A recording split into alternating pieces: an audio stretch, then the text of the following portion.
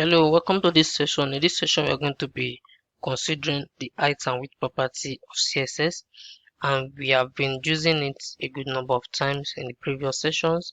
And I believe you are familiar with the height and width. So it's just what we can call a length and breadth in mathematics. So you want to set how high an object should be vertically, you use the height, and if you want to set how wide an object should be horizontally, you use the width. So let's say we have a box. Of course, there's going to be a new thing in this session, which is the minimum height, and maximum height. So just like we have minimum height and maximum height, we also have minimum width and maximum width. We are going to see I think that's the major news that we are considering in this session, as we have been using the height and width property in the previous session. So I'm going to be having a class container. So let's just have like two words should be fine for now. So let's see this in action. Now the container, let's go and style it in our CSS. Don't forget that our CSS has been linked with our HTML file with this. So let's remove this. Let's style our container. Let's give it a width. Let's give it a width of 200 pixel and height of 200 pixel too. Now let's give it a background color of something gray. If this will show, let's see. Okay, I think that's nice. Now you can see that we have the height and the width. If you remove this, you see that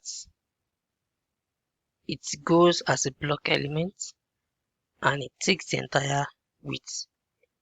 Now let's say you don't want it to go beyond, of course this height too, it depends on the text. If you increase the text to maybe lorem 45, you see that the height of the container also increase. Just watch this background color. The height of the container also increase because the text increase. So of course, we are familiar with the height and width already, just to say the length and breadth.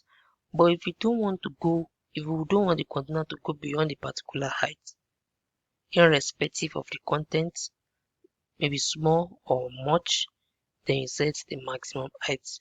If you don't want to go below a particular height, irrespective of the content, much or high or small, you use the minimum height. The same thing applies to the minimum width and maximum width.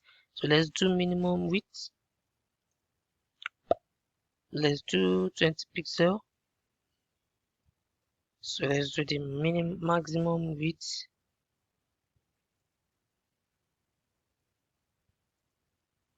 Maximum width should not go beyond 20 pixel. The minimum height should not go below 40 pixel, and the maximum height should not go more than, let's do 450 pixel now. So if you save, you see that even if you come here and you increase the content, the width will not go beyond that level. It's not good because you have set a maximum with that. Irrespective of the content that we have, don't go beyond this width. Don't move with the content. The same thing applies to the height. You can see that at this point the text is already overlapping or is already overflowing because we already set the maximum height of our container. That is, irrespective of the content, it should not go beyond that level.